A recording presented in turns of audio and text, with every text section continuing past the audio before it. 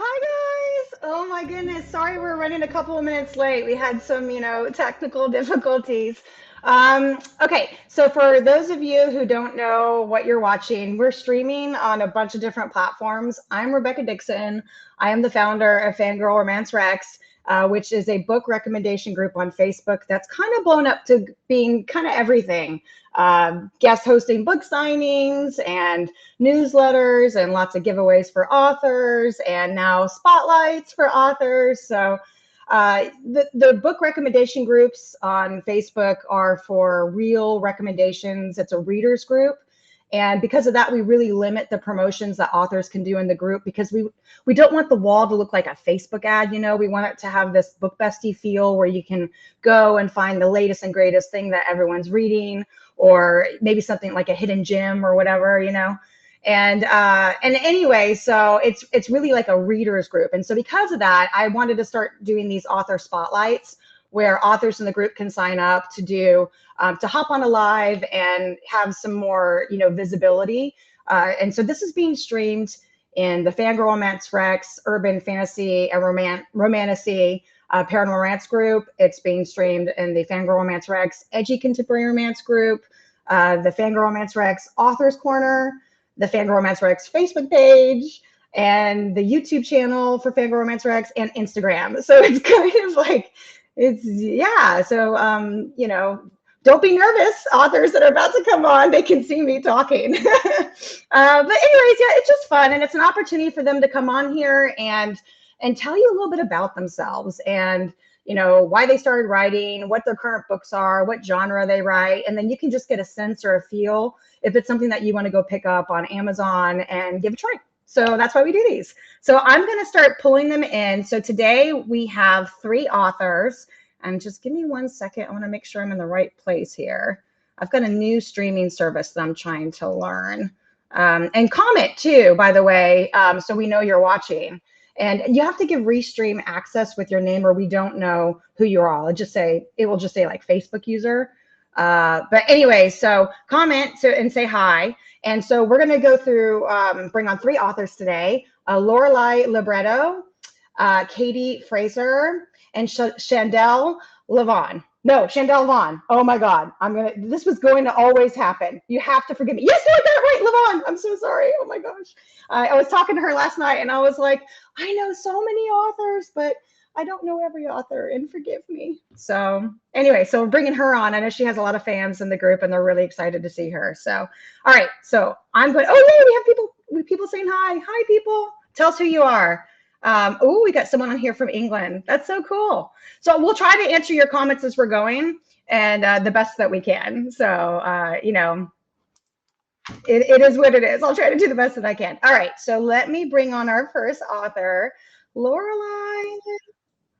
Hi. Hi, Lorelei. Oh my gosh. I'm so excited to be here. I'm excited to be here too. This is really big. Yeah. So you have been, oh, there's a bit of an echo. I'm hearing myself. I don't know. Does it sound like you can hear echo on your end? No? No? Okay. I'm fine. Okay, that's weird. Okay.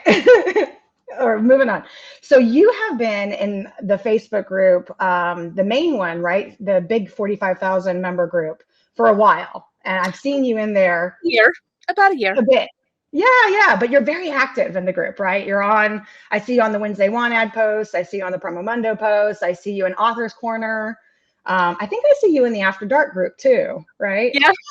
Yeah. Yeah. So I was super excited when we set this up for you to come on because I've seen you so many times, but I haven't had a chance to talk to you and get to know you. So I was just really excited that we have this time today to do that. Well, thank you. Yeah, I've actually only been publishing for just over a year. Yeah. Weird story. I was actually in a car accident and I broke my ankle really badly and I was on bed rest for almost a year. Oh And no. just stuck in bed and I had the TV and my own thoughts and that's it. And so by the time I was able to start getting out of bed, I could have about 20 minutes up and then I just had to get off my foot. I could not stay on my foot. Yeah. And took that to sit down. The only thing I could do was sit at the computer and write, and I've always wanted to write, and so I just started writing the stories that had been going through my head when I had nothing else to do. Yeah. So You just yeah, did it. So, we hear people say all the time that they want to write, but they just don't know how to start. And I think that's definitely a silver lining, right? Coming out of such a oh terrible yeah. experience. Really. So, I had so much guilt before of, wasting time instead of being productive or something else. And you know what? This is something that I can do that no one else can do because no one else has the stories in my head and theirs. that's right. That's right. That's right. Definitely. And, we all have stories that we can share. And it's really cool that when people finally, get that extra confidence or that time or whatever to actually start, doing it. And that's like what I love to see in this group is all the different authors and all the different ones that, we've got authors that are just starting out. We have authors that have, been doing it for a while. And we have authors that are like on the bestseller list. Like they're all like areas of the spectrum. And it's just so cool to like talk to them and understand, like what you just said, that story of like how you got started. So it's pretty cool. So, Yeah. well, tell us about your books and your genres and like what you write and why you write the genre and what books you have out right now. Okay. So big questions. So I do urban fantasy. And I write shifter. I could say Shifter shifter romance? romances, but Yeah. honestly, there's a lot of world building, and they're very plot heavy. They're not so. Um, they're about 50% romance, 50% real, lots of stuff happening story. If that makes sense. Yeah. So more like action oriented plot line. And you still have the romance aspect, but it's not heavy on like the spice. Yeah, I run about Okay. a 2 spice and about a 2 dark on average. Books vary a little bit. Um, and for trigger warnings, if I haven't hit your trigger, I will. Don't worry, I'll get to you in a mall. I guarantee it. So my first book was just supposed to be a one-off. Right. I saw this thing that said all these werewolf books get it wrong, instead of this big, strong, manly alpha coming in to dominate everybody. Werewolf packs are actually families. They would be the family with 10 kids roughhousing on the lawn whose parents are, a little crazy and embarrass their kids and just are really easygoing. And I thought, that's what I'm writing. That's what I've got. And then the other thought that had been going through my head was, what if a werewolf didn't know they were a werewolf? And so that was my first book. Lift it a little higher so we can see the bottom of it. Finding the Wolf. Finding the Wolf. Okay. And it's basically, there's someone Vara has just aged out of foster care. Right. And she's trying to make it on her own, new adult stuff. And the first night in her new apartment, she runs into this guy at a restaurant, and he's trying to get to know her and going a little fast to be comfortable. And on her way home, a stray dog starts following her. And the stray dog starts coming over, and then at other times the guy's texting her, and it's very much, you've got a werewolf who's just met his mate who has no idea what any of this is. And a lot of the book is from her perspective, though I write in third person. And I write in third person because honestly, when I read the books that alternate perspectives, I get confused and go back, wait, who's saying this? Because it really makes a difference who's saying this. Yeah. Some people love multiple POVs, some not so much, Some people love, so like I was at the authors panel at FFB last weekend in Manchester, and Donna Grant was talking, and she was the only author I think on the panel that wrote in third person. But she Mhm. just, she really explained kind of like why, traditionally a lot of books were in third person, right? And it's a newer thing that we're doing first person.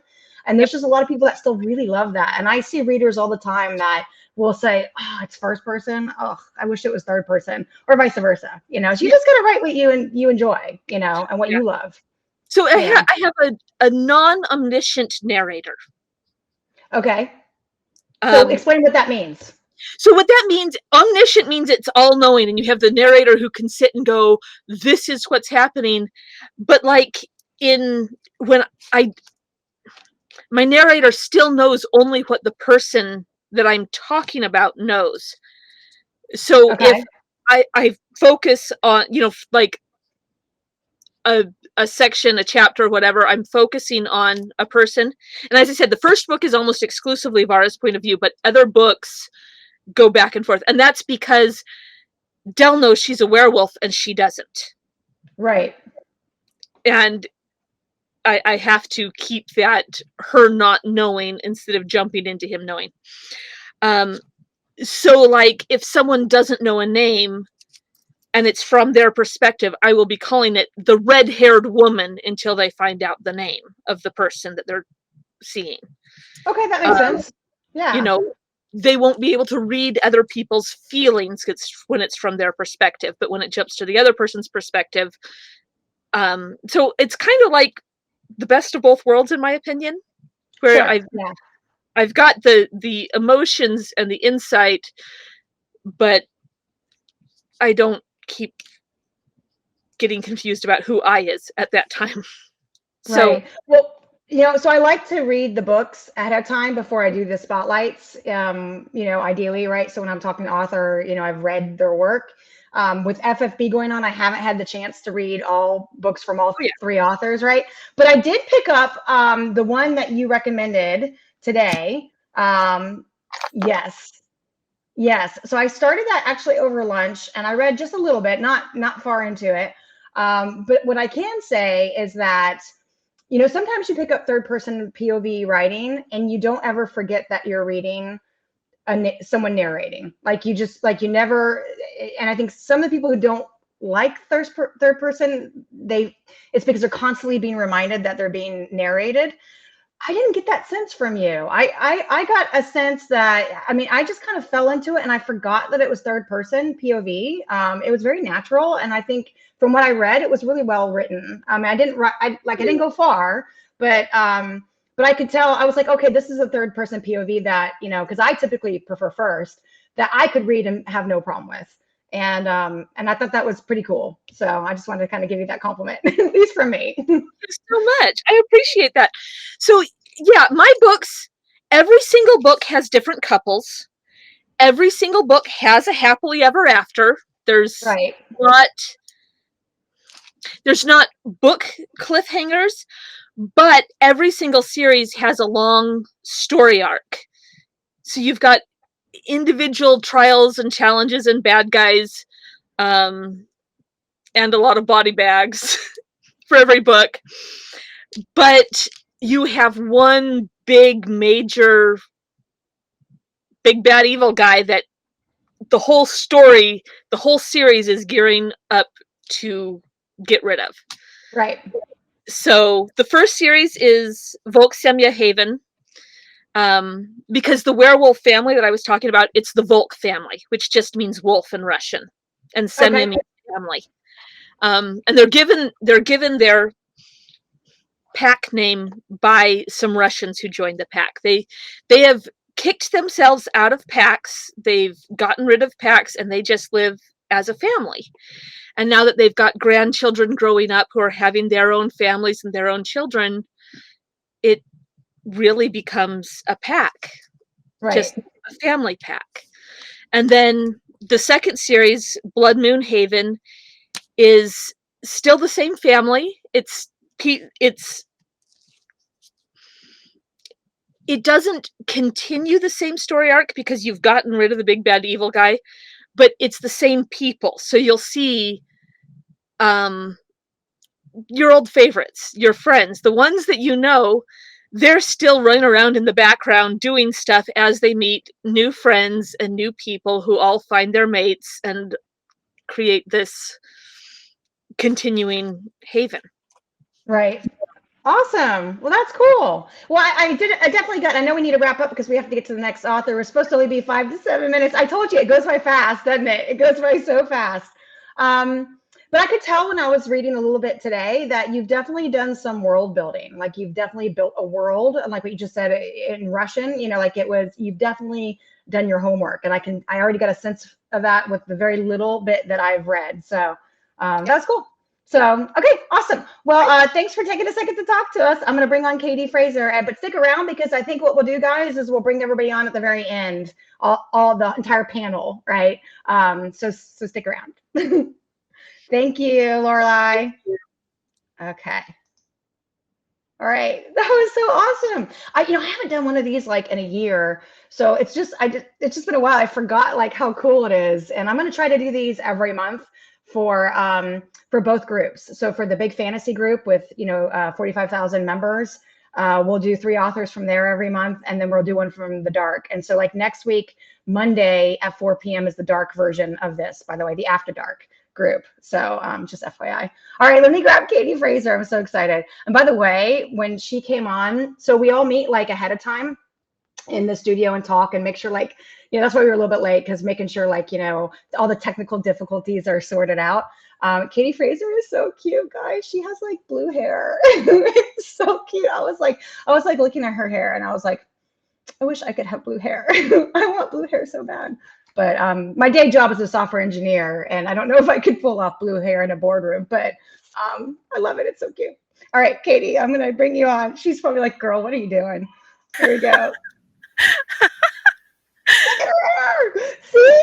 It's so great. I love her hair. It was green a while ago. It's faded out, though. I need to redo it.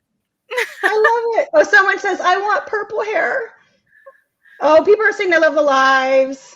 Oh, people are saying they've missed these. Oh, yay. Awesome. Okay, so it's just exciting to see all the nets. Hi. Hi. Thank you for being on the show. You actually look extremely technical, like, with your headset and your your background. Like you look like you're in the know. So tell us what's going on behind you. Yeah, my husband does 3D printing. He has a whole YouTube channel, and I'll turn this a little bit. Back there is like all of his like YouTube stuff. So, oh my gosh, it looks a mess in here, and so it's. But awesome. it's totally I wish I had that like geeky techie space behind me. Like I have an old antique couch and like a quilt that's like 60 years old sitting back there.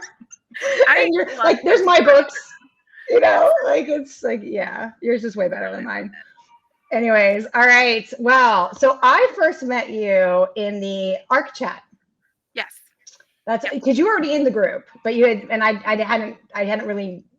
No offense. It wasn't that I didn't notice you. It's just there's a lot of people in the group. There's so many people in there that like there's no way that you could meet and interact with every single one of them. No, you can't. And like, so we were in the community chat, the ARC chat, right, where you can go. We have them every Wednesday. We had one today. People go sign up, and somebody had complained. It happens a lot, right? They join the chat and they're upset because they get notifications. How did I get in here? How did I get in here? Why am I in this one? I'm in so many Facebook groups, and every single one. Do you know how many groups I've left? Like I get all those comments, And you were so sweet because someone dropped one of those comments and you beat me to it because I was about to go back like, okay, sorry that you're in the chat and you don't want to be, go change your notifications. There's not a lot I can do as an admin, yada, yada, yada.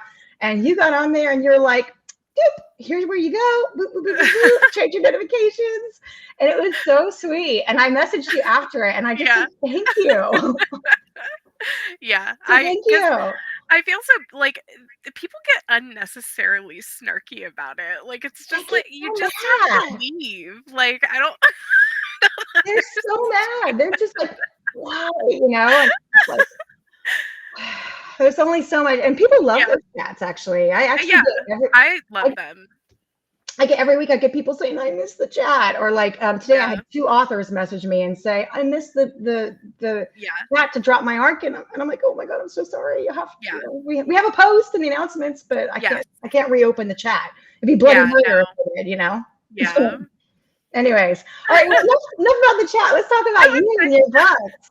So tell me what you write, what your books are, all that jazz. So I put out my debut in October. Right. It's Found by Chance. It is Yay.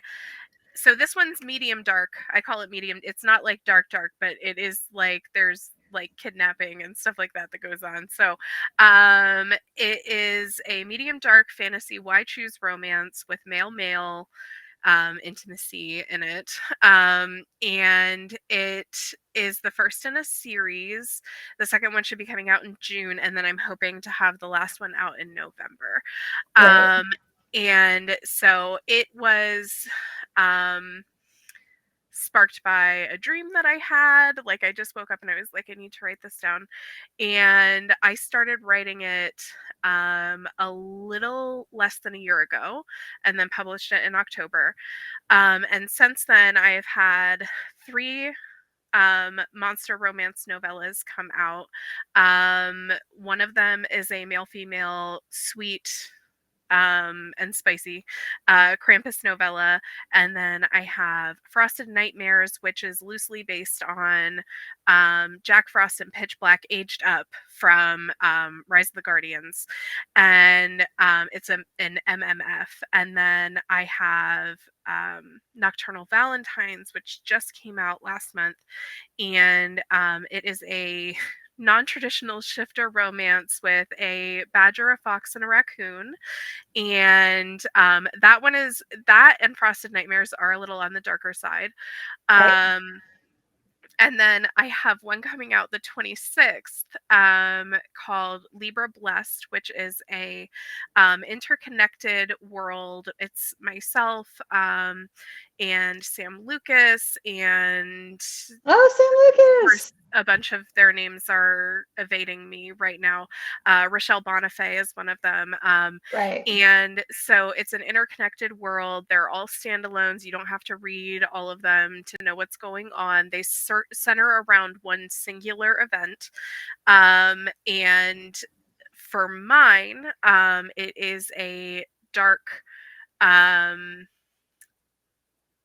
reverse harem with 5 male mates with male intimacy, and the main female character. So Right. those are the books that I have out now. And then, like I said, I'm trying to get the rest of the Fatebound saga done by the end of the year. So Wow. That's you got a lot going on. yeah, it's a And you said little you just intense. Oh, your when did you sound cut start? out. I did. Okay, you're good now. You're good now. Oh It my like gosh. completely cut for a second. I couldn't hear you. So you said you just started. Like you have all Yeah. that stuff and you just started. Yeah. So my goal this year was actually to write one monster novella a month. But then Libra really like weighed me down and getting it done and getting it out, because a lot of people don't know this, but on Amazon, in order for you to set up a pre-order, you have to stick to that pre-order date, because if you don't stick to the pre-order date, then you get your pre-order privileges revoked. And so it's super important that you do that. And I started to panic that I wasn't going to get like Libra out in time and get because I set the pre-order up for that like in October. And Mhm. so yeah, it was just a lot. Like it was a lot. And I still have a plan for a couple more monster novellas throughout the course of the year, but I am slowing down on them and then probably going to pick back up on them in 2025. So Wow.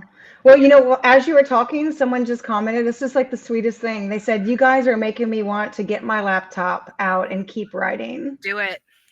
Do Do it. it. Right? It's so Do like, it. even if it's just for you, like it's so worth it. Like, It's so and worth it. the authors corner group is super super nice, and everybody's Oh, very yay. helpful in there. And so it's That a makes me great happy. like a great little community of authors. So I highly recommend joining that and checking that out. So Oh, thanks. Yeah, I've heard a lot. I've got a lot of feedback from authors that it's a very non-judgmental space, yeah, and that's awesome. That's yeah, what I wanted. So that's great. yeah, So the book that you just held up a second ago, yeah. Bound by, hold it up, Chance. Yeah, Bound by Chance. I yeah. actually This is started that my this baby. afternoon. Yeah. It I like it. it's my baby. It is I like like it. it's yeah, I like to call it accessible fantasy. It's like it takes place in a high fantasy world, but it's not so much that like people who've never read fantasy can't understand what's happening. Right. You may need to look up like what a manicore is if you don't know what that is, but like other than that, like it's easy to follow along with. So it's a Yeah, fairly well, easy because magic system and it starts off in our modern world, right? yeah, And yes. initially, right? And So then I she gets did, whisked away. So that's where I got to. And I actually was like, I want to keep reading, but I yeah. can't because I've got to read the other authors before Yeah. 4 o'clock. Yep. my lunch break. Like it's been a whirlwind, man. So, but yeah, actually, I really enjoyed what I've read Yeah. so far, and I'm planning to pick it back up. So that's Um, some praise book for 2 is going to sure. be darker. It is going to be a good bit darker than the first one because some stuff's about to go down. I am in the process of writing that one. And it's yeah, it's just it's my baby. I like the other books that I've written, and I really like Libra. Libra is it is dark. There are a lot of triggers, and it is very spicy, like That's what I was 50%. about to ask you, Like, right? yeah. Yeah, because it's a why So choose. So why yeah, choose inherently, yeah. typically, there's very Especially few as a why chooses I've read standalone, that like aren't. you have Yeah, to get right into it if it's a standalone. And right, pretty quick. because Bound by Chance is one of my reviewers described it as a painfully slow burn. So just as a heads up. Which Oh, it is. And even my husband, he I makes like a fun of slow me. burn. He's like, you didn't get to anything good until like 3/4 of the way through the book. So he's read it. He's read your book. Yeah. Your husband. Oh, that's awesome. We're Yeah, I actually started getting right. ready to Sorry. narrate. We're getting ready to narrate some books together, including my books. So we're Oh, gonna be working it because like audiobook narration is so stinking expensive. it Um is. and we already have a lot of the equipment that we need from like his YouTube stuff. So we're getting ready to narrate. So Well, you've already said two things I want to talk about when we have our panel going at the end after yeah. we talk to Chandelle. I want to talk about audiobook narration, and I want to talk about the pre-orders, and I want to Yes. talk about reviews and ratings Yes. and how important Yes. those are and what that Oh my god, means. so important. If you guys love an All author, that. go review them. Yeah, seriously. We'll talk about all of that when we have the Yeah. panel. So yeah, so I like I said, I started it this afternoon and actually I really enjoyed it and I would have kept reading if I didn't have to prepare for this, which is Yeah. that's high No. praise. I actually because you know in my group I have the positivity rules and we don't really talk Mhm. about DNFs or negative Yeah. and all that. But I actually there's a lot of books I pick up that I don't continue on with because Yeah. there's so many I have to read. So like Yeah. if I don't get hooked relatively early on, it's like, okay, I'll try this on another day. Let me grab this one because there's so many authors' books that I'm always going through. Yeah. So Nope, the I fact get that it. I would have kept is yeah, Yeah. that's Well, I good. appreciate that so much. Yeah, for sure. Okay, well, thank you so much You're for coming welcome. on. Is there anything Thank you else you for wanted to doing say this. real quick before I pull in Chandelle and then we'll have our panel? We can have more time to talk then too. Are you Um, good? you well, just real quick, you should go pre-order Libra Blessed, and Yes. join my Facebook group, which is Katie Fraser Readers, because I if I get up to 40 pre-orders, which is a lot, before the 26th, then I'm gonna do a little schmiveaway for Schmivaway. a book box for Nocturnal Valentines, which is one of my novellas that just came out. So That's awesome. I love that yeah. Schmivaway. They do that on Book Well, Talk. I hear the yeah, Schmivaway. it's because I don't know what Facebook like likes and doesn't like in their lives, and I don't know what's gonna get flagged. So I appreciate that. There's a lot of people don't realize, and we'll talk about that too in the panel. Like a lot of yeah, people don't realize that posting links in Facebook doesn't do very well. yeah, So like a lot of times we're removing posts and saying to do it without the link, and they think we're being mean, but we're doing it so it has better post reach. No, so more it people could puts see the mine post. in post jail whenever I comment with my links sometimes, and it has to be approved by a modmin, which makes extra work for you guys. So Yeah. Yeah. It goes to spam for us. So yeah. Yep. anyways, all right. Well, thank you. And we'll see you in a minute. Okay. Yep. All right. Okay. Bye. Oh my God, she is so cute. It's so funny because like they can see me talking and I come on here in between each one and I like act like they can't see me, but they can, but I don't care. She's so cute. Okay, we're gonna do Chandelle. Oh my God, I have to tell you guys something first about Chandelle. So when I was looking up the, different authors' books, I don't know, I know a lot of authors, but I don't know all the authors, right? I was saying that at the very beginning. That's like when I messed up her last name. I felt kind of bad about it. And sorry, my camera is like up here. It's really awkward because if I like look at my camera, you can see me. But if I look at the actual screen, it looks like I'm looking down. So sorry, I'll try to fix that for next time. But anyways, so I went to go look up because I was trying to pull the books of the three authors to read a little bit about before today. And I pulled up Chandelle and I was like, oh my God, she's got books that has like over 4,000 ratings, I think, like 4 to 5 stars. And like I had people messaging me saying, oh, Chandelle's coming on. They got really excited about it. And like people were joining the group from Chandelle's group saying that they're coming to the live. And I was like, who's Chandelle? Like, look at it. Oh my God, I feel so bad. So sorry. But yeah. And so we'll talk about it in a second. Let me pull her on. I was going to talk about her book. Let me get her on to talk about her book. Oh, she's laughing. I can see her now in the chat. She's laughing. There she is. Oh my God. You're so funny. I felt so bad. I was like, sorry, I don't know who you are. Like a lot of people do, but me, apparently. I'm the elephant in the room.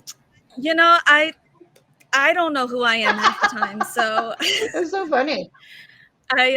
I was just like, I don't do lives very often. Right.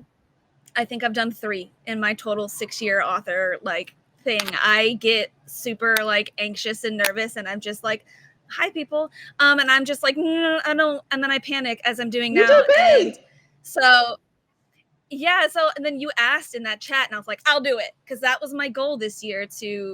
I'm looking at the computer. I should be looking at. See, I'm just like you. It is what it is. They'll roll with the punches like we are. So just don't worry about it. It is what it is. But yeah, no, my goal this year was to try to do more lives and try to. I have a really loyal fan base. They're really amazing in my group. Yeah. My Chandwitches are amazing. And they always want me to go live, and I'm just such a little hermit crab introvert that I just tend to stay in my little. So my goal this year was to do it, and then you sent your message and said, I'll do it. You do it. And you also did a giveaway in the group, the 11-100 giveaway, which actually I think Lorelei and Katie did as well. But yeah. It was just so funny because I was like, I just was so surprised. I just didn't expect to see it when I was looking at the thing. And I felt really bad that I didn't know. So sorry. Is what it is. Are you kidding me? I don't know. You probably know more authors than I do. Hi, Bestie. I see Bestie in the comments. Bestie. Megan Montero is my bestie. Oh, yeah. So, for all the people who are commenting, you have to say who you are, give Restream access, or we just see Facebook user and we don't know your name. Or just write your name in the comment.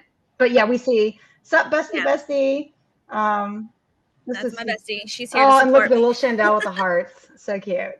That's so cute. Did I do it right? Yes, you did. You did it right. Okay, so let's know all about you. What do you write? What books do you have? You have tons, it looks like. Let's hear it. Let's hear it.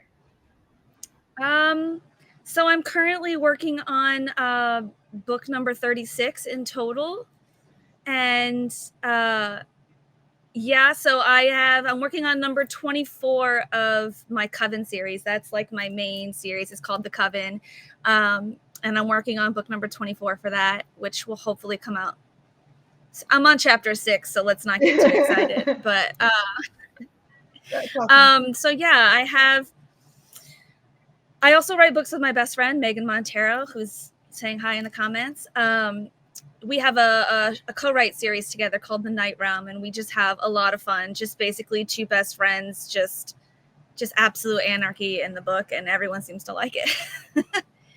You told me, because I asked you which one do you recommend for me to try, and I picked up that one today. The blood. Yes, that one. So this book, I'm really proud of it and really exciting about it as a series because this is actually a series of 8 different authors.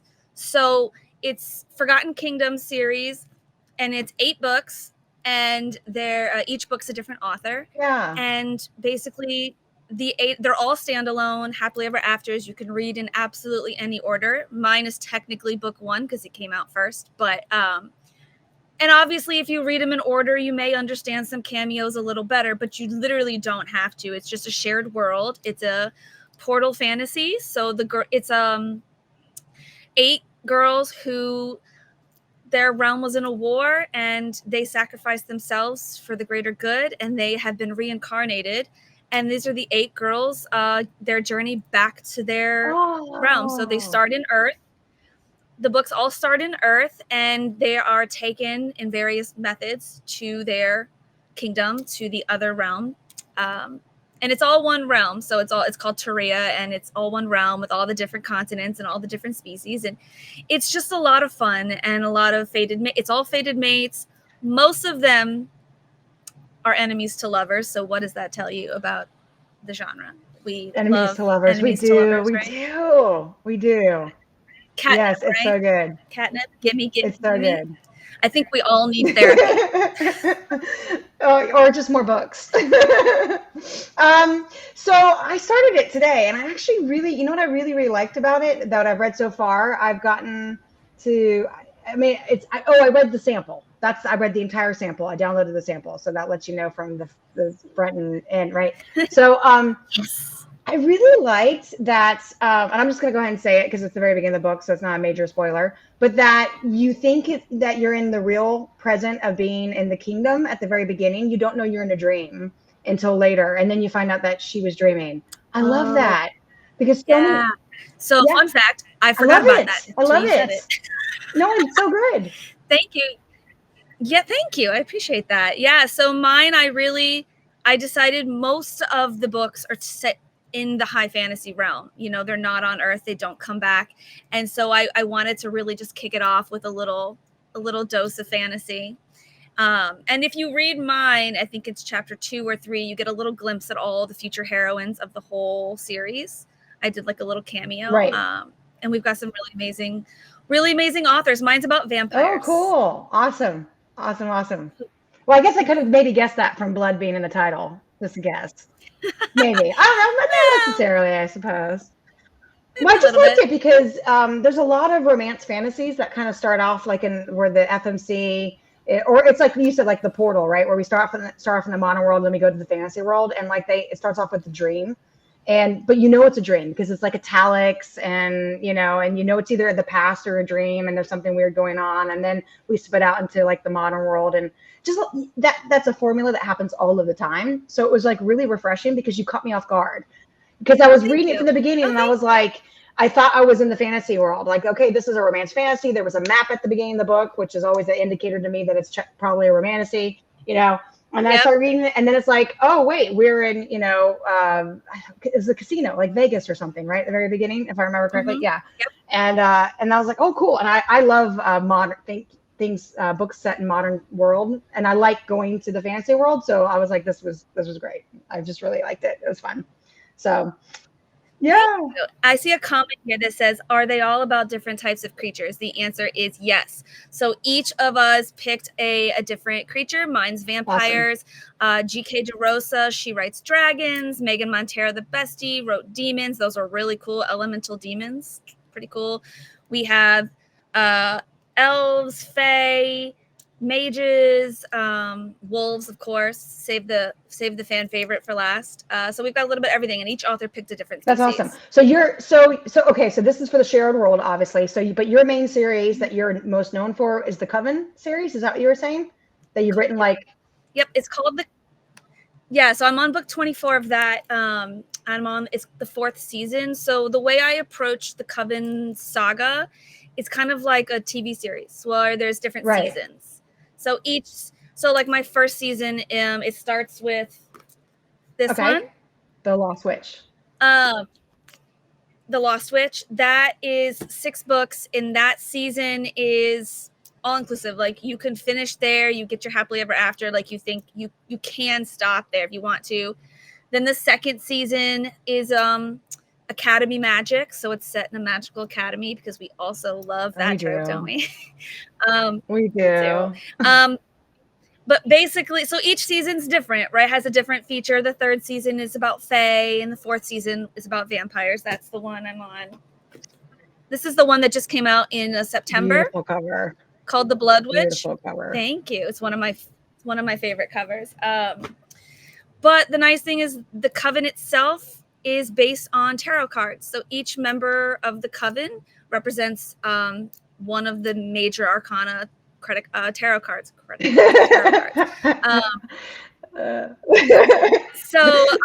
Credit cards. That's cute. Credit cards.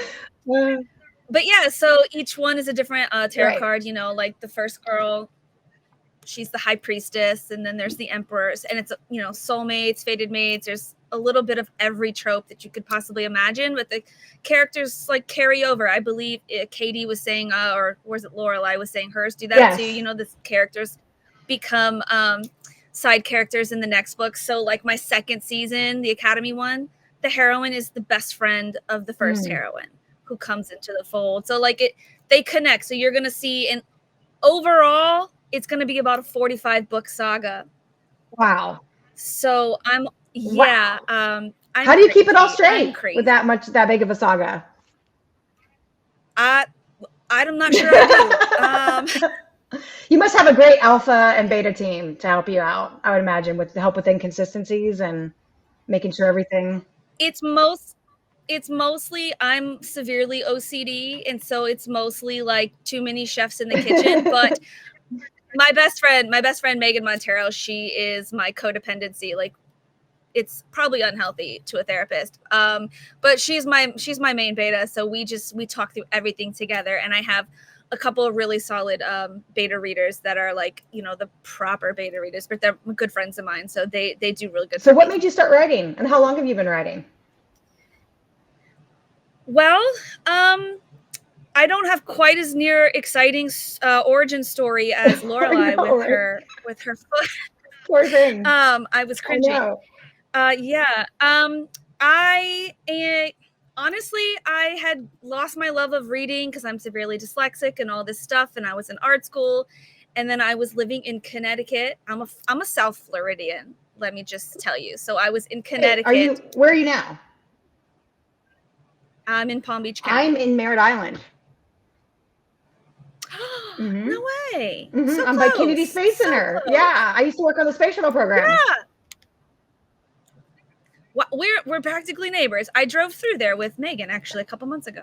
That's crazy. Okay, sorry. So excited there for a second. So I know Floridian problems. Okay, so you're South Florida. You're Floridian. I get it. You get it. Like so I'm living in Connecticut for the first time, and this was in 2010, and I was freezing, and it was so much snow outside, and my cousin got me into reading Twilight, and that's such a great intro series, and it really is, and nothing but love for Twilight, and that got me back into reading. And then she was like, I'm gonna write a book, and I was like, how do you do that? And so we started writing a book together, and that book has never seen the light of day. I hope to repurpose it one day, but that was I joined there was an organization back in the day. I'm not sure it's quite so running anymore, but I went there, and in 2013, that's where I met Megan, and it was called RWA, and we just started like pitching our books. So I've been writing since about 2010. I've been trying to publish since 2013, and I finally started self-publishing in 2017. KU, Kindle Unlimited. Is right? Kindle Unlimited. What's that? Right. Yeah, KU. Yeah, gotta love KU. It's great for readers, you know, and it's really becoming the thing, really. For the group, you know, the 45,000 group, we do get a lot of recs that are traditional published, you know, like you get the Ilona Andrews or, you know, Fourth Wing, whatever, but ACOTAR, you know, but a lot of the recs are KU recs. And I've heard, you know, go ahead. Indie is where it's at. Indie's where it should be, because indie authors have full control of what we do, and we can give the readers what they want. And I'm constantly asking my group, so if there's a book you want, go join my group and tell me about it. Like, tell me what you'd like to see, and we can give it to you. And you don't have the publishers influencing the plot line or any of that. It's what you want to write. It's all And you get to pick the cover too. It's your cover, right? Yes, I do. Most people don't realize that. And I'm a cover hoarder. Yeah. And you get to set your prices. It's not like, certain books out there that have an ebook for $14.99. I'm not going to say what it is. It's like, that's a lot for an ebook, Amazon gets a little, they try to push their hand a little bit, and with like minimum prices they throw at us. Like, this is the cheapest. Like, they started their hardcovers, and they minimum I'm allowed to price it is $55. And I'm like, you're crazy. But yeah. Okay, so do you have any news you want to give the scoop on anything in conclusion before we pull everybody back on here for a panel? Anything coming out, new release? Anything you're working on? I'm working on there's a book called Final Fae. It's the book 3 of the Night Realm Fae book I'm writing with Megan Montero. We're working on that, and I'm working on the book 2 to this, which is called The Potion Witch. So come join my group, and we have a really wild good time. And are you on TikTok and Insta too? I'm on Instagram. Please come follow me on Instagram. Okay. I'm an elder millennial who doesn't know how to make TikToks. I'm working on it. It's also on my agenda. For this year. It's on the agenda for the year, right? Yeah. TikTok really, it's so much better for getting views than Instagram, I've found, but they're both good places. I do have a TikTok, Chandelle LaVaun. If you go on there, you're going to see TikToks of a girl that's not me. It's someone I hired to make them, but it is my account. Like, is she on there pretending to be you, or she's just doing... It's like people like these TikToks where it's someone like, lip syncing to something, and then it's like and it's another person. I hired a company, and it's another girl, and then I get a lot of people like, that's not you. She's trying to be you. And I'm like, it's no, approved. I hired her. Well, there you go. So I appreciate them looking out. I like the honesty there too. Like, just like, hey, I have a TikTok. I hired someone. She's singing the songs, and follow me. We're working on it. That's great. All right, cool. So let me pull everybody back in. Hold on 1 second. And hi, everybody. Hi. Okay, so just a couple things I want to talk about real quick on here that I'd heard throughout, as we were all talking. So, like, obviously, Katie, you had mentioned the pre-orders, and so I didn't know about that. So you're saying that if a pre-order, because what's happened is readers are watching this and they don't understand the side from authors. So this is a really good vehicle to get the information out, right? I've had a lot of people complain about my Fatebound saga because I only have the first book out so far. It ends on a horrific cliffhanger, and people are big mad about it because I don't have a pre-order listed for it, because it's such a huge world that I wasn't convinced that I could get it done by the time I had my pre-order listed. So I've been telling people, like, the next one is planned for June. There's a possibility it might have to get pushed back just a little bit. And I don't have it up for a pre-order because I am so scared of missing that pre-order deadline. How do they penalize you? Sorry, go ahead. Okay. So you can't sell pre-orders. You can push it back one time within a 30-day window. That's all the more leniency that you get. And then if you miss that deadline, then you are no longer allowed to upload pre-orders. You have to wait and be like, I'm ready to upload this book right this second. And there's no early pre-orders. And it really screws a lot of people up because there is you have to put it up 4 days beforehand. It has to be up by 7 or 8 p.m. GMT. It's not our time. Or 7 or 8 p.m. our time. It's 12 a.m. GMT. And so they're like, upload it by midnight on this day, but it's like the wrong time zone. And I have seen so many people get super screwed over by it because they don't realize there's that 4-day, like you have to upload it 4 days in advance. And there was one girl that I saw on TikTok who she had like 400 pre-orders for her book, and because she missed that 4 day before deadline, they got rid of all of her pre-orders, and so she didn't get any of those. So Okay, so Chandelle, sorry, I said called you Chandelle. Is it Chandelle or Chandelle? Technically, it's a French name. Chandelle is correct. So I answer to both because I speak just a little bit of French. So they're both correct in my Okay, mind. awesome. Because I have a cousin named Chantel, and it's Chantal. So we say Sean instead of Shan. Okay, anyways, so Yeah. you were gonna say something about pre-orders. I heard it, like I saw it a little bit earlier, but also like, why are pre-orders even important? So it's a For good readers, question, because but I know obviously, but why for everyone watching? Because people may not know why pre-orders are so important to indie authors and traditional authors, right? So the nice thing about pre-orders from the reader's perspective is that they won't forget about that series. Now, I'm fortunate enough that I'm on book 24 and my fans are well aware that these are coming, right? But for newer authors, and when I was a newer author, it was critical to have at the end of my book, click here to pre-order the next one, because that way the reader can just click it, download it, it's there, it's locked and loaded, and on release day, it's going to arrive in their Kindle. And they don't, I've had so many people who are like, oh, I forgot about that series and then it showed up in my Kindle today.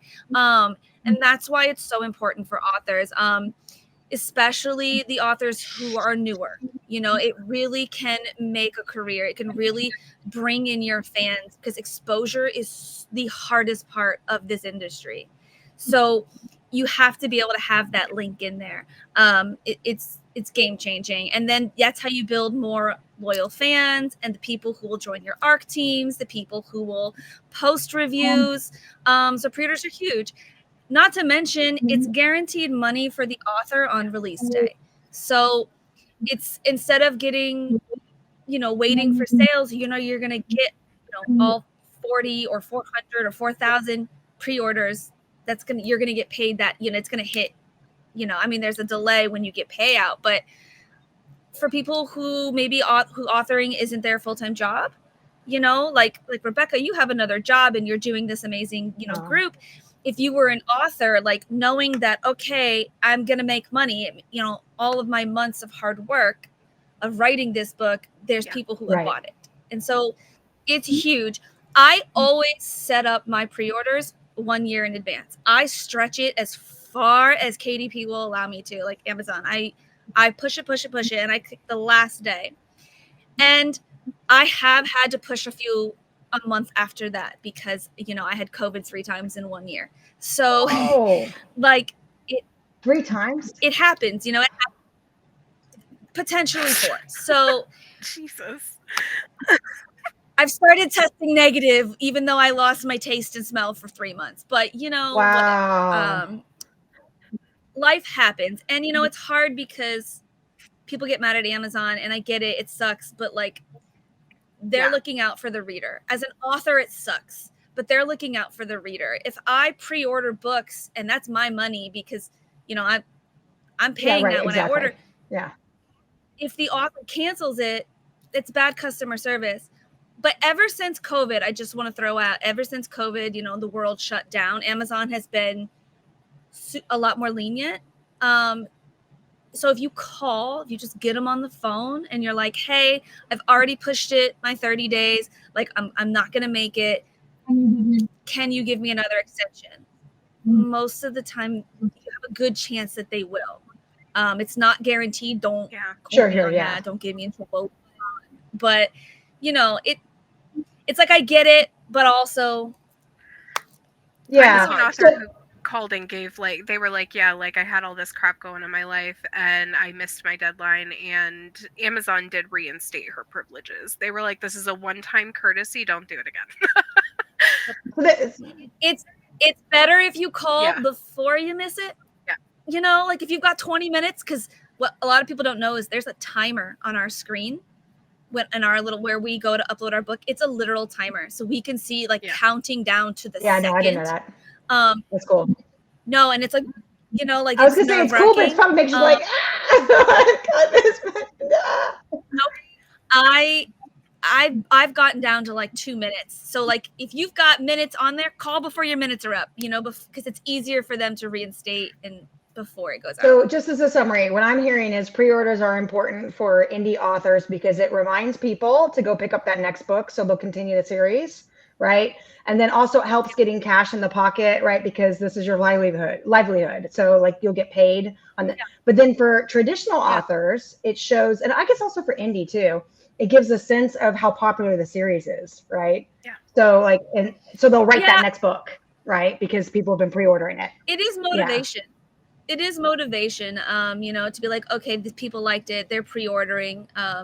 But you know, once your pre-order's there, you're kind of stuck anyways. Yeah, that makes sense. Okay, and then Katie, we said something else on yours. I'm drawing a blank. What was the second thing we were going to talk about in the panel? We talked about reviews. Audiobooks. Yes, audiobooks. How crazy expensive, because people complain all the time that they're not audiobooks out there. Yeah. Like, they're not, you know. The going rate for a single audiobook narrator, so just a solo one person reads the whole thing start to finish, ranges anywhere from $50 per finished hour to $500 per finished hour. So if your audiobook ends up being, you know, 10 hours, you're paying $5,000 for an audiobook narration for a single person. The Bordeaux's, who narrated Zodiac Academy, Bridget and Jake, their going rate for a solo narrator is $325 per hour, and then for a duet, both Jake and so there's solo, dual, and duet, and the dual is it switches off every chapter, and then the duet is they switch off their lines of dialogue.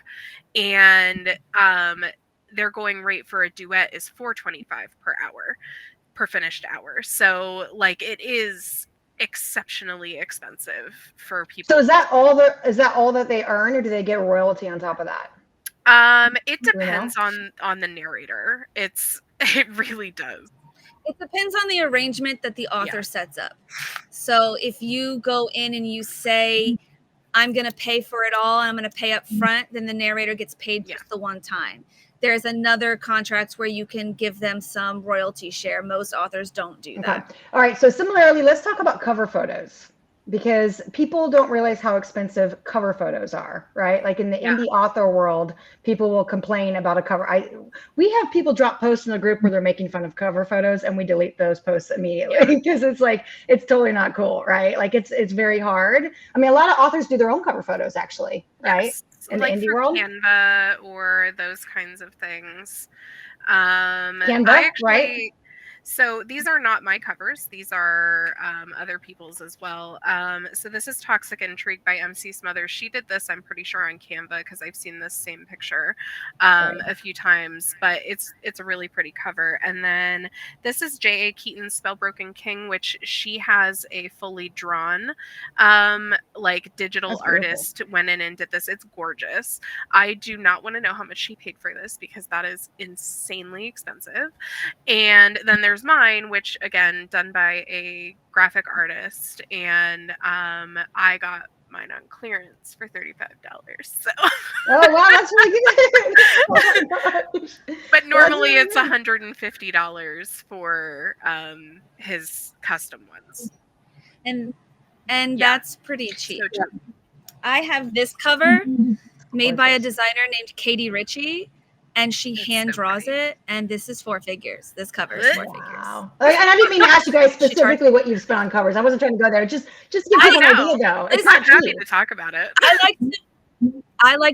Listen, I'm an open book. I like to be, fully transparent. Like, this is beautiful and I love it, but it cost me $1,000, per cover. And then these covers cost me about $500 from that designer, and it, like, contemporary can be a little bit more affordable, because you start adding all the magical elements, and it's a lot more intense, and they get Well, and Yeah, mine the ended up fantasy. being for the full wrap, because that's, I mean, it could have just had a black, like I could have done the wrap myself and just had a black back. But it was an additional, it was only $45 more to get the full wrap. So, yeah, it really depends on who you use. And I love my cover guy. He's super sweet. So, Well, that's awesome. We're seeing some yeah. of the comments here. People are surprised that they cost so much. I I mean, knew and it. That's why I they wanted to deserve point it out, it.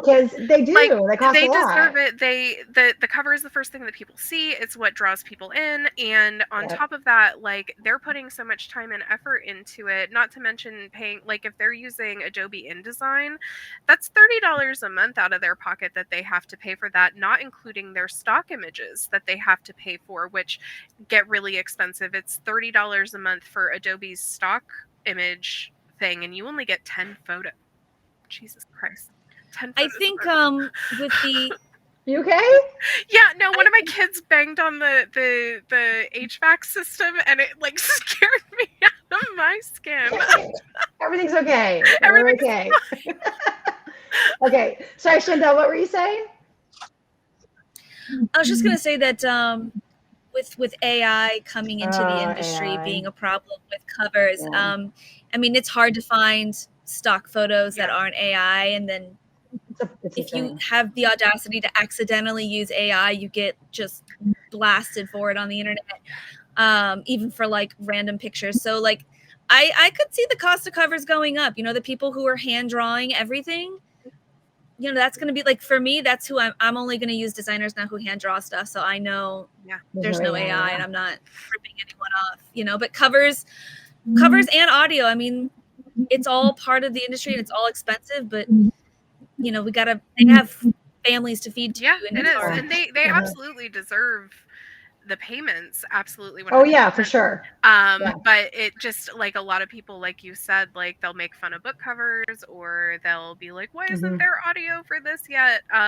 Which a lot of people don't know. There is an accessibility option on KU on Kindle where you can have it read aloud to you.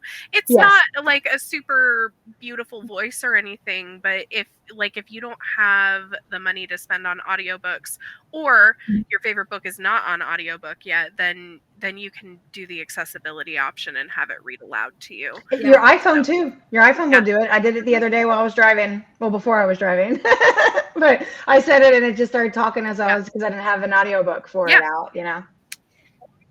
There's another tool on there that I'd like to point out, because I didn't know it existed. I wrote a book with the main character. She's from Spain, and so she speaks a lot of Spanish in the book, because, you know, I want representation. Just because I'm white, not everyone is. And a lot of people got really mad at me because I didn't translate the Spanish parts into, I mean, I did, but you only know that if you speak Spanish. But there's a tool in Kindle where you can like highlight the word and click translate, and it'll tell you. And like, I didn't even know that tool like was a thing. So like, I've put that in my like disclaimers, and now like, so like, readers, if you see something in a foreign language in your Kindle, just tap it, hit translate. But what you don't want to do, please don't report errors through, because Amazon will take our stuff down if there are too many error reports on.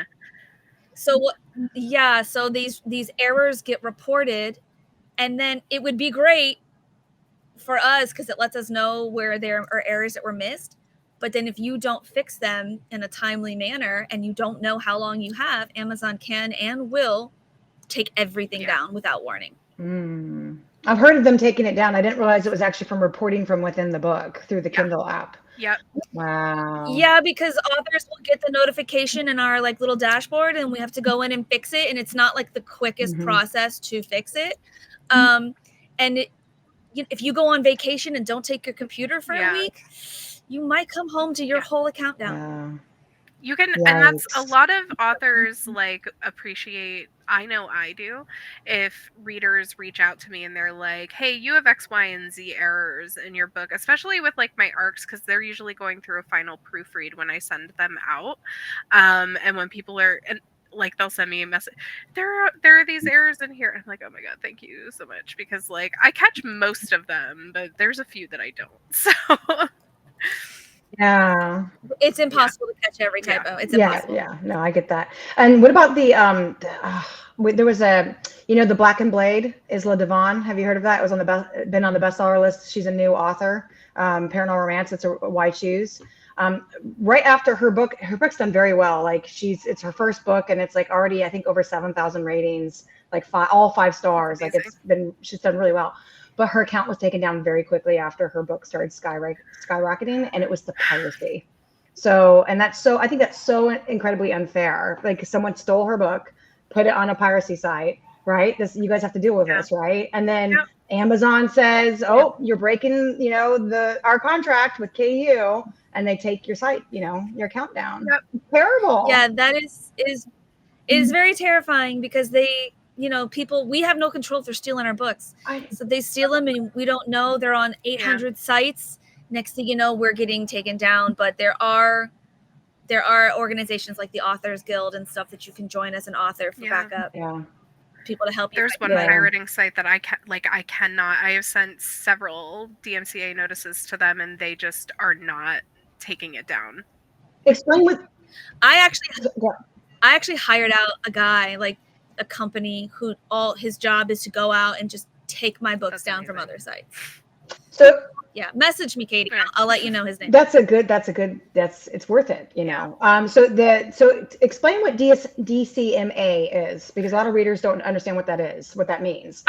Readers don't understand how harmful it is, these piracy sites. They don't really understand how harmful it is to an author. They don't really think of it as stealing. Yeah. But it is stealing. Yeah. Right? It's stealing. And that's like, I've actually seen people in groups say, like, well, I don't have access to these books and I deserve to be able to read too. And like, I get wanting to be able to read, but you are making it to a point, like, if you like that author and you're stealing it and you're putting it on a piracy site, like, what is there? I have seen authors straight up quit because they keep getting notices from Amazon. And so the DCMA is what we can send. It's like a copyright infringement thing. I can't remember what the acronym stands for. And we can email them and be like, hey, this is in violation of my copyright, which the second you put words on paper in the United States, that copyright is yours. That is your intellectual property. People are not allowed to use it for anything else. And so people will end up like trying to email, hey, like, you need to take this down, and they just won't come down. A lot of times Amazon will give you a little bit of leniency if you can prove that you've been trying to get them removed and that like you weren't the one that put them up there, but it's so scary. Like, well, it's really unfair too, because from what I've heard from I was talking with I'm not gonna say her name, but a best-selling author on chat about this, and she was telling me that the way that it works when you download the ebook to your reader, or the different options you get through Amazon, it allows you to do it in a PDF. Yeah. I never get it in a PDF, because why would I? I get it through my Kindle. But because it allows you to do it in a PDF, that's when people get the PDF to be able to upload it to the piracy sites. So it's actually an issue with Amazon, because they're allowing people to download the book, and then now the person has it to go upload. So it's really like, it's impossible, really, until that's fixed. I don't know how we go about fixing it, but other than just raising awareness. So yeah, I don't know. It's terrible. Sorry, you guys. No, it is what it is. Like, oh, I was reading comments. Sorry. Oh, I'm looking at the comments too now. Okay, all right. So just to wrap up here before we close, let's talk about ratings and reviews and why they're so important, and also Amazon ratings too. Like, right? Like if anything's less than 3 stars, it actually is really, really harmful, right? Yeah. To a book on Amazon. Even so. A lot Chandelle? A lot of people think that if a book only has 5-star reviews, that those reviews are all paid for, like those aren't legit. And so they'll be like, I'm gonna help her or him by giving it 4 or 3 stars because it's a great book, or like, and then writing a glowing review. And that actually hurts us. you know, the more reviews we have, the more like the better our overall like average rating is, the more Amazon will like push our books, like the more the algorithm will work for us and will help our exposure. So if you love a book, I mean, unless you like really hated it, like, you know, something was really wrong with it. I'm not saying don't like review genuinely. I'm just saying like, think about like, do you love this author? Did you really enjoy this book? Like if you really enjoyed the book and you would recommend it to someone else, please don't do less than 4 stars, because it really just hurts us, and it could make or break an Don't author's take career, stars off especially a for newer silly author. things too. Like so one and like I generally speaking, after my arc reviews come in, I try not to look at my reviews. Because No, I never. do believe that those are for readers. They are not for me. I do like to know if there's a consistent criticism about my books so that I can fix it in future books. But overall, I try not to look at them because it's bad for my self-esteem. So, but I have had with my novellas, I have had so many people like in the reviews be like, I loved this book so much. The only thing is I wish it were longer. And then they give me 3 stars. And I'm like, please stop doing this. Like, please. The problem, That's the problem, that's yeah, what the I'm talking problem is that people see, like the regular reader sees 1 to 5 stars and thinks 3 stars is average, right? So they're like, okay, this was a good book. I'll give it 3 stars. I mean, it didn't blow me away, you know, but it was good. I liked it. And they don't realize that the 3 stars is actually harmful in the Amazon world, right? Anything under 4 stars is harmful. Now, I will say that if a book I've had has some pretty- nothing but 4 and 5 stars, that's super sus. So, like, I think that it is important that people review super honestly, and like I even appreciate my 1-star reviews because some of those are because people just like I had somebody give me 3 stars on Libra because it is so smutty that like they legitimately like they were like this, and they DNF'd and they still gave me 3 stars. They were like, it was well written, but I hated this book. Basically.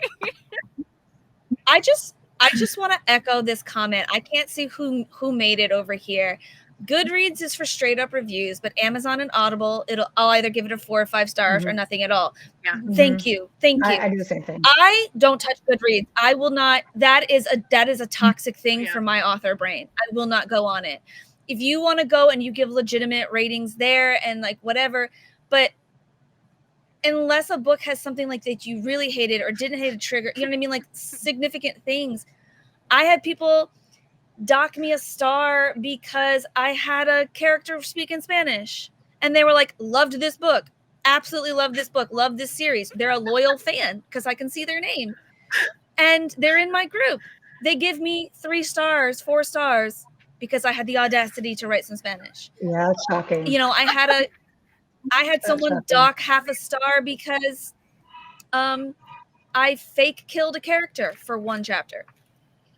People be crazy, really. You know, like it's just there's some like, you know, it's just kind of like, huh, you know, yeah.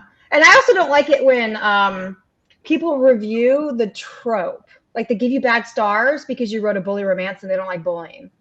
And it's So why like, did you read it? well, it's a bully romance. Why did you read just it? don't read it. It's not your jam, you know. It's like, or people who are like, I like to go in blind, but they have like legitimate triggers, and then they're like, this book had this terrible thing in it. I'm like, for the love of God, I put it in the read trigger the trigger warning. Like, and that's really important too.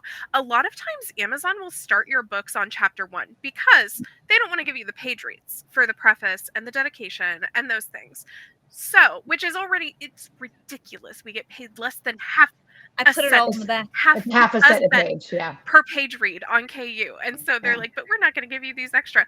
But scroll back 2 pages and you'll very frequently find the trigger warning list. Some people don't put them on there because Amazon also is like, oh, this has a trigger warning list. We're going to take it down.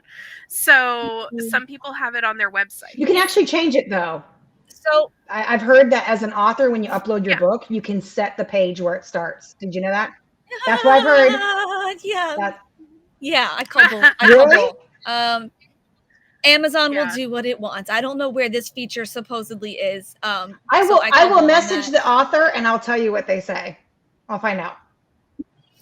I mean, Amazon's gonna do whatever it wants, you know what I mean? And the Kindles, whatever. I've heard that. I haven't seen it actually happen. Okay. But I will say to avoid that, I put my trigger warnings on the top of my chapter. So like if I get to a chapter where something might have something triggering in it, I literally under the chapter will say trigger warning. This is and then I say like go get a snack or something, and then like on the next chapter I give a little recap, be like, hey, this is what you missed if you skipped this chapter. Right. And that allows so that they may forget those trigger warnings in the beginning of the book. So if you put them at the start of the chapter, I've had a lot of fans really love them. You're never going to please everybody too, and that's the no, thing of course not. But, like I've had people like ream me out for putting trigger warnings in my book at all, and they're like, don't put it in there, like all these snowflakes, they just blah, blah, blah, blah. And I'm like, I'm not going to be responsible for sending somebody into a mental health crisis, thank you very much. And I have seen people like, well, you should put it at the back of the book, and like I've seen authors put it at the top of the chapter, and I think that's terrible, and like all this stuff, and I'm just like, can you just like chill? So basically, in summary, being an author is really hard. And I love it. Like the things that we go through, and it's worth it. And I'm full-time author for 6 years now, and I'm very grateful for that. But a lot of readers don't understand just what it takes to go, like, to be an author and to write these books and to write. I mean, my last book was 140,000 words, and they read it in 3 hours and were demanding the next book that day. Like, it's really intense. So it's good for readers just to remember that we are human and our fragile emotions are just as fragile as theirs. Right. And like, just be nice. The world is a horrible, dark place, especially since COVID. So like, just be nice. That's something. So one of the commenters said, if we manually go back into the cover and read, will they give you credit? And also, what if we reread a book? We do not get credit if you reread a book. Period. End of story. They this only is the first time the page is read for the first time, and which I think is silly, because why does it matter if they're reading my book or if they were reading somebody else's book? Just give page reads, like, you know what I mean? Like, it doesn't. I don't understand that. But the other thing about it too is that there are some people who, like, they'll be like, oh, well, I was going to DNF this book because it just wasn't for me, so I'm going to scroll through the pages really fast. Amazon will flag you for that because they think that you are like faking page reads. Yeah, you're which, I mean, technically somebody is faking page reads, but like, just don't scroll through the pages super fast just to give the page reads, because Amazon will get mad. So, but that's also the reason why they only pay us for the first time, is to try to prevent tampering the cheaters system and the scammers of the world, right? So like, I get why they do that, but it just kind of sucks. So readers, if you read a book on KU and you love it, please buy it. Just please buy the ebook, because that is the only way that we will get paid more than once. If not, thank you for reading it, and read it as many times as you want in KU, and we still love you for it. And the reviews and the ratings, right? That's a huge thing. Reviews and ratings. So, and also I'm going to add on to that. Doing posts in Facebook groups is super helpful. Like, if you love a book, people don't realize the impact of dropping a post in a Facebook group about how much you love a book is. I get authors send me messages all the time with pictures of their sales. And there's a spike on the day that I dropped a post about their book. Or that someone in my group dropped a post about their book. It really makes a difference. It does. So like, if you love a book, readers, if you love a book, post it everywhere. Post it anywhere you can. You don't even have to tag us if you're feeling insecure and like weird about it. We don't care. We don't need the credit that you're sharing it. Just please share, because exposure is the hardest thing to come by. And if you love a book, go follow that author. Go and see if they have social media and tell them you loved it, because you could be having a really hard day trying to write a scene, killing a monster or something. And like, that comment will come through and you're like, oh Yeah. my gosh, yeah. you know, And that's Yeah. too. I personally put graphics in my Facebook group where I'm like, hey, if you loved this book, here's a graphic with like the tropes on it. If like anybody ever asks for something that this fits, like please, please, please share it. And because Yeah. like I know me personally, whenever I'm reading, I go 1000% off of reader recommendations or self-recs that I see in Facebook groups. And I go in blind. I don't read the blurb. I don't like if I'm like I want a reverse harem with and academy setting and enemies to lovers, and people are like, here's this list of ones that like I think will fit what you're looking for. I won't look at the blurb because I don't like spoilers. So and I don't look at the trigger warnings. Oh, please don't put spoilers in your reviews. Unless it's on Goodreads, because you can hide Please. it on Goodreads. Yeah. On Goodreads, okay, on Amazon. Listen. I think readers don't understand is Goodreads is the place for readers. Amazon is the place for authors. That they control our whole career. So like that's why I'm saying please be nice to us and give us 4 and 5 stars, because it can ruin our career. They will shut us down. They won't share us. That's the only reason like that I say that. If you're going to write a review on Amazon, please do, but no spoilers. No spoilers, because people don't want that. They'll go read a review to look for legitimate things that they need to check for, like trigger warnings or happily ever afters and such, and they get to read the whole book.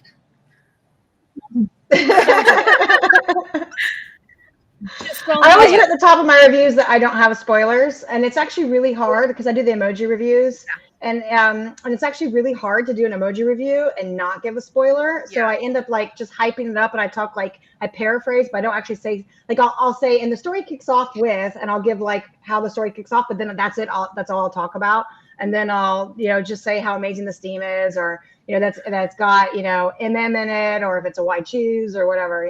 I'm very, very careful with that because I don't like spoilers either. I actually go in blind all the time now. I barely ever read. I don't have any triggers either, so it's not a big deal. I just skip the trigger page and just start reading.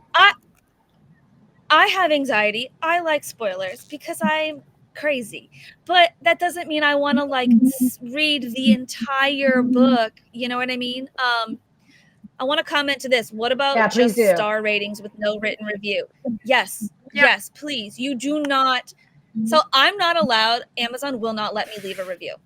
Even when I go on my real Amazon, like not my author name account, it will not let me leave a review. So please, I can star it.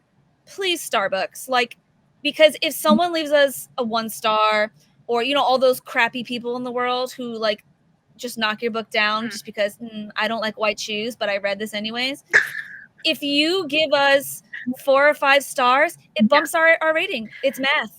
I hate math. But if you click most helpful on the 5-star reviews, that's good too, right? And if you see a review that's horrible, it's mean, it's a spoiler, not helpful. Not helpful. No, not helpful. It'll bump it to the bottom. Oh my God. As authors, I can't touch it. I literally can't do anything about it. I cannot engage with reviews, nothing. So if you're a reader and you see someone's tearing an author apart in the reviews unfairly, I'm just saying. Get a big fat thumbs down. You can reply. I can't. I had somebody DNF my book because I used the word cisgendered in the first chapter. And I was like, oh, okay. I was just like, I was baffled. I was like, okay, I don't want you reading this anyway.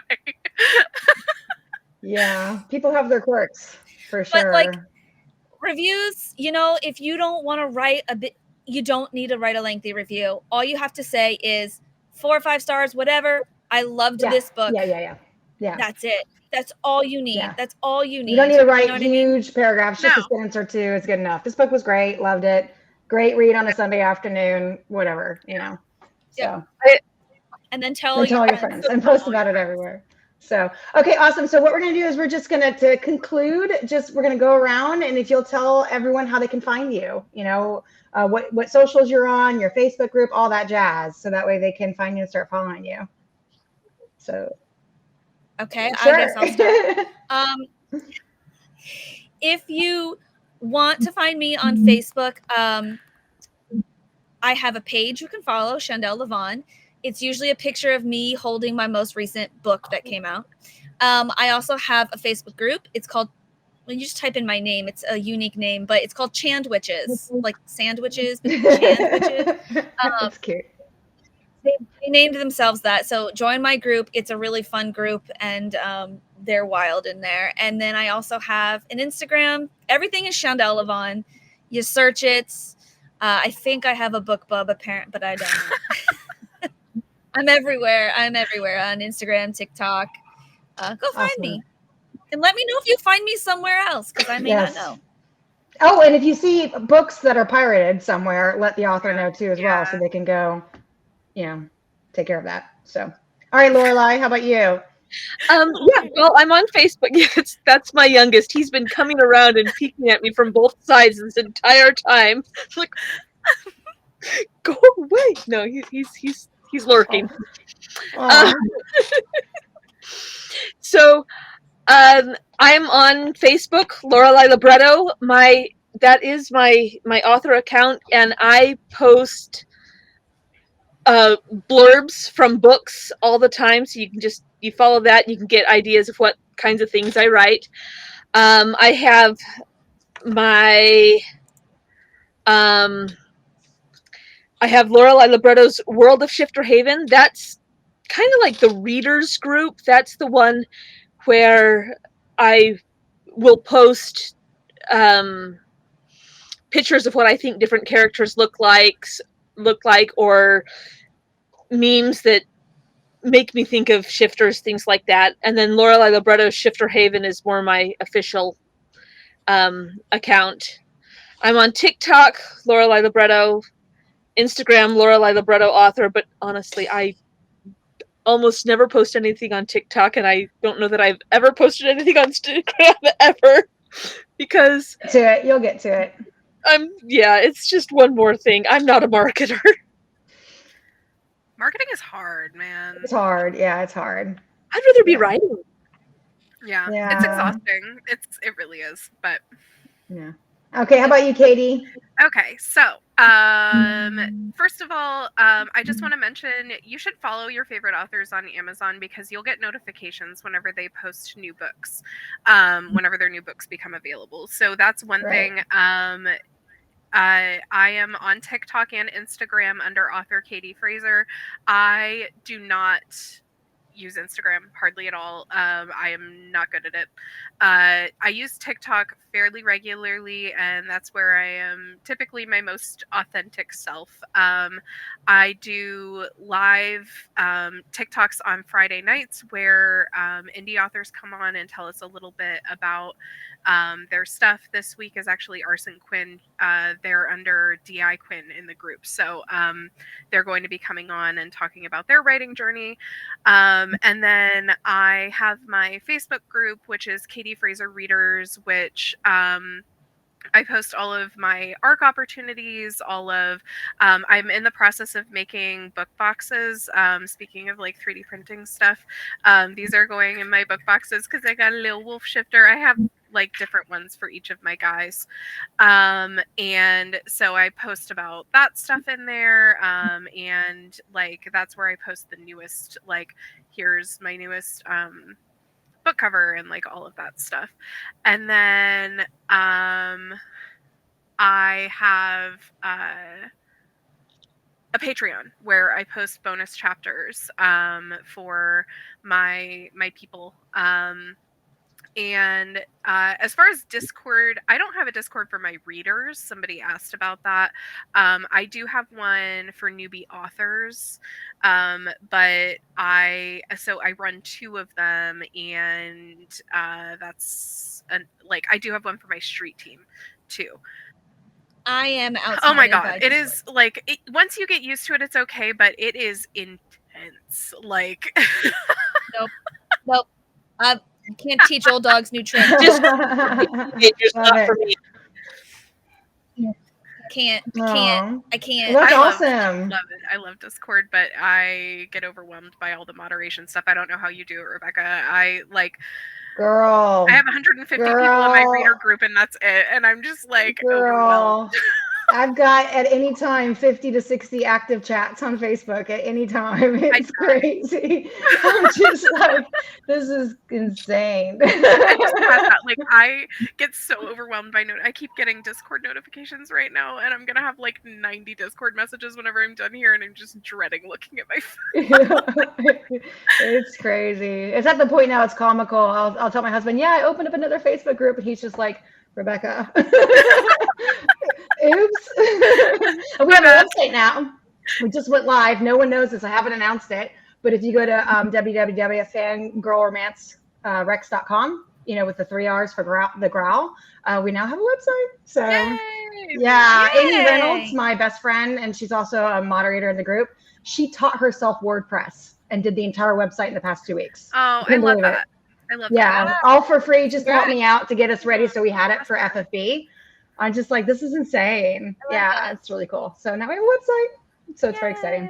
So anyways, all right, you guys. Well, thank you so much for coming on. This has been awesome. It's been really fun. Yeah, Thank you so much. I know we went a little bit longer than we expected, but it was just such a good time. Just a little bit longer. Just a little bit. It's fine. All right, you guys. Well, thank you so much. I really appreciate it. And I'm going to post this. This will be in all the announcements and all the groups everywhere it is. I'm also going to upload it to the YouTube channel, and then you can share that link in your groups too, because YouTube is public, and the quality will be the best on YouTube. It'll be 1080 HD. Yeah. Okay, cool. Great. All right. Awesome. Okay. Bye, guys. Thank you. Bye.